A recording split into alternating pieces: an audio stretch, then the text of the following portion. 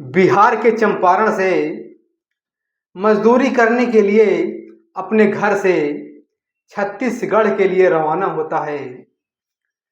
वो अपनी बाइक से ही कमाने के लिए जा रहा था। उसके घर वाले जाने नहीं दे रहे थे, लेकिन घर की स्थिति इतनी दयनीय थी, इतनी परेशानी थी घर में कि कभी कभी खाने को शाम को भोजन भी नसीब नहीं होता था।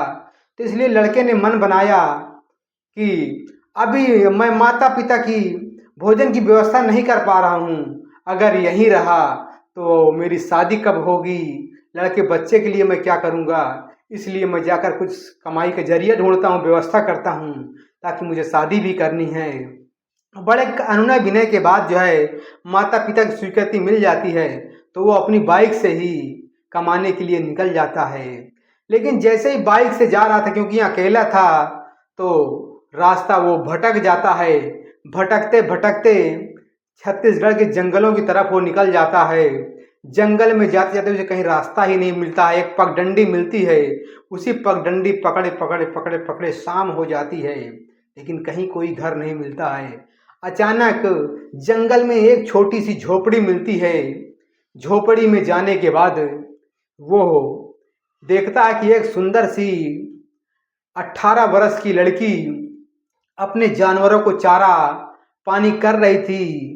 जब वो लड़का उसके पास पहुंचता है तो वह तुरंत लड़की सन्न हो जाती है और चौकन्नी हो जाती है कि यहाँ ये लड़का बाहरी है, ये यहाँ कैसे आ गया। वो पूछता है, बहन जी मैं रास्ता भटक गया हूँ, क्या मुझे शाम हो जाती है, क्या मुझे यहाँ शरण मिल सकती है। बोला, नहीं यहाँ कुछ नहीं मिलेगा, आप यहाँ तुरंत भाग जाइए, यहाँ जो है जानवर बड़े बड़े रहते हैं, कहीं आपको खा ना डाले, इसलिए जो है आप यहाँ से भाग जाओ। तो बोला, मैं रास्ता भटक गया हूँ, मुझे पता ही नहीं कहाँ जाना है, तो इसलिए मैं चाहता हूँ कि यहाँ शाम तक रुक जाऊँ और यहाँ से सुबह चले जाऊँगा। तो वो बड़े अनुनय विनय के बाद वो लड़की राजी हो जाती है कि ठीक है रुक जाइए। लेकिन उनके घर में भी कोई नहीं था। उसके माता पिता जो है बाहर कमाने के लिए महाराष्ट्र चले गए थे, क्योंकि जीवन यापन के लिए उस जंगल में भी कुछ नहीं था।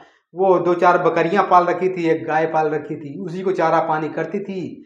वो लड़की 18 साल की सुशील, बहुत ही सुंदर बनावट, भगवान ने बड़ी फुर्सत से बनाया था, बहुत सुंदर लग रही थी। लेकिन कभी किसी अनजान व्यक्ति से, अनजान आदमी से मिली भी नहीं थी आज तक जो है, क्योंकि उस जंगल में वो माता पिता के अलावा आज तक किसी से दोबारा मिली भी नहीं थी।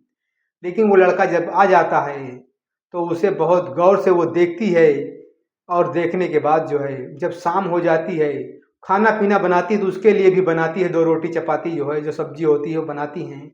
दोनों खाना खाने के बाद जो है एक ही कुटिया में जब वहाँ रहते हैं, तो वो एकदम लड़की मोबाइल से अनजान थी, मोबाइल जानती भी नहीं थी, इंटरनेट जानती भी नहीं थी क्या होता है। ये लड़के के पास मोबाइल था। जब रात हो जाती है तो दोनों बगल में बैठे रहते हैं और वो मोबाइल में पिक्चर चालू कर देता है। जब पिक्चर चालू कर देता है, प्यार भरी स्टोरी जब वो चालू हो जाती है, लड़की भी देखती रहती है, एक देखती, 2 देखती, तीसरी देखती है, तो कहीं ना कहीं औरत है, उसके दिल में भी प्यार जग जाता है। और वो लड़का थोड़ा चालू किस्म का था, लड़की देखा तो उसका मन फिसल गया था। बहुत ही सुशील सुंदर दिख रही थी, बनावट इतनी गोरी चिट्टी थी, इतनी अच्छी बनावट थी, भले ही आदिवासी थी, लेकिन चेहरा की कट बहुत ही लाजवाब था। वो उसी पे फिसल गया था, इसीलिए वो लव स्टोरी कहानियाँ दिखा रहा था कि ये मेरे प्यार में फंस जाए वो। लेकिन होता भी ऐसा है, वो लड़की जब पिक्चर देखते देखते सीन ही वैसी आ जाती थी, तो एकदम वो भी मग्न हो जाती थी।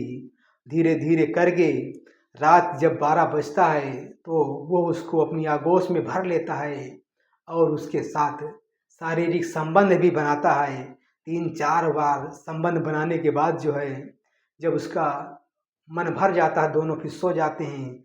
वो सुबह देर से उठते हैं, क्योंकि बहुत थकी मांजी रहती है, बाल बिखरे उखड़े पड़े रहते हैं। जब सुबह उठती है तो समझ में नहीं आ जाता है, बहुत थकी हारी, बड़े मजबूर में वो अपने जानवरों को बाहर निकालती है, चारा पानी करती है, उसके पास उसे कुछ अच्छा भी नहीं लगता है। और फिर जो है नहाने के बाद जो है उसे आराम ही करने का दिल कहता है, आराम करती है, फिर कुछ देर बाद खाना बनाती है। अब जब उसके साथ संबंध बन चुके थे तो उन दोनों को अच्छा लगने लगा था। वो अगले दिन भी वो आदमी वहीं रुक जाता है। ऐसा करते करते 3-4 दिन वहीं रुक जाता है। 3-4 दिन बराबर उसके साथ संबंध बनाता है। संबंध बनाने के बाद जो है वो कहीं ना कहीं सोचता कि अब घर मुझे जाना है। लेकिन वो लड़की इतना उससे प्यार करने लगी थी हकीकत में कि उसके सिवा अब वो किसी को चाहती भी नहीं थी। प्यार जो जानती नहीं थी, लेकिन वो प्यार में पड़कर इतना पागल हो गई थी उसके प्यार में। उसके साथ जीने मरने की कस्में खाने लगे थे दोनों एक दूसरे को। लेकिन वो लड़का थोड़ा निकम्मा किस्म का था। एक हफ्ते उसके घर रहने के बाद जो है वो बोलता था मुझे घर जाना है। बोला शादी करेंगे तभी जाना होगा, बिना शादी के नहीं जाने देंगे। लेकिन वो लड़का कहता मैं फिर आऊँगा 2 दिन 3 दिन बाद। मुझे अपनी मम्मी पापा को दवाई कराने के बाद मैं फिर आऊँगा, फिर आपसे शादी करूँगा, तब आपको मैं यहाँ से ले जाऊँगा। वो लड़की को भरोसा दिलाता है, लेकिन वो लड़की उन्हीं के याद में रहती है। अब लमसम वो घर जाने के बाद जो है वो 10 दिन 15 दिन नहीं आता है, लेकिन लड़की उन्हीं की याद में खाना पीना छोड़ दिया था। बस उसे वही रामू लड़का नाम का जो रामू था वही याद आ रहा था। वो दिन रात रामू रामू रामू रामू करके खाना पीना भी धीरे धीरे त्याग दिया था। उसका शरीर आधा हो चुका था और उसके जानवर भी अब खाना पीना नहीं खा पा रहे थे। तो वो भी अपने जानवरों को छोड़ दिया था चरने के लिए। उसको खाना पीना भी नहीं दे पा रहे थे, खुद खाना पीना भी नहीं खा पा रही थी। धीरे धीरे करते वो चारपाई में लग गए, उठ भी नहीं पा रही थी। पानी से पीकर जीवन गुजारा कर रही थी, उसी की याद में वो पागल होती जा रही थी।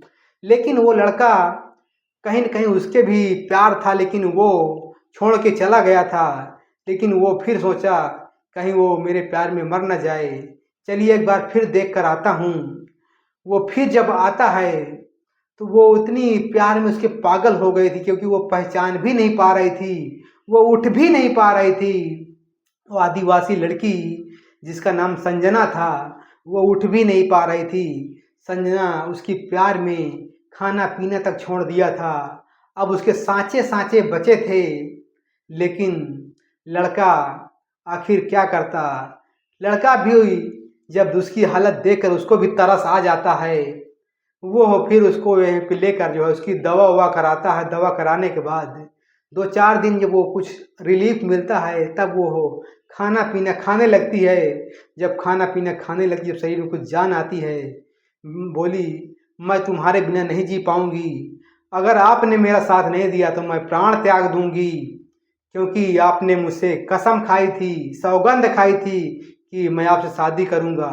अगर आपने शादी नहीं किया तो मैं अपने प्राण त्याग दूंगी। ये सोच कर लड़का भी पगला जाता है कि मैंने इतनी सुशील सुंदर कन्या लड़की नहीं देखी थी जो किसी के प्यार में पागल होकर खाना पीना ही छोड़ दे। मुझे लगा था कि प्यार का नाटक कर रही है, लेकिन जब इसकी हालत देखा तो ये वाकई में सच्चा प्यार कर रही थी। तो वो भी उसके प्यार में पड़ जाता है। तब तक उसके माता पिता बाहर से कमा के आ जाते हैं और वो अपने माता पिता को सारी सच्चाई बताते हैं।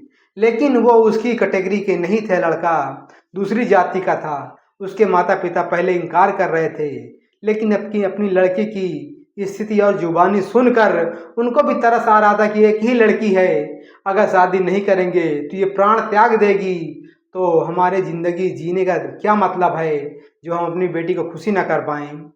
दोस्तों दोनों की वो वहीं जंगल में शादी कर देते हैं। शादी करने के बाद जो है वो अपनी लड़की औरत को लेकर अपने गांव आ जाता है। गांव में उसके बूढ़े माता पिता रहते, उनको भी खाना पीने की दिक्कत होती, कोई बनाने वाला नहीं था। वो भी बहुत बूढ़े हो चुके थे, असहाय हो चुके थे, अपने से बहुत कम ही बना, एक टाइम बनाते थे तो एक टाइम ऐसे ही खाए रह जाते थे। वो भी ऐसे पड़े रहते थे।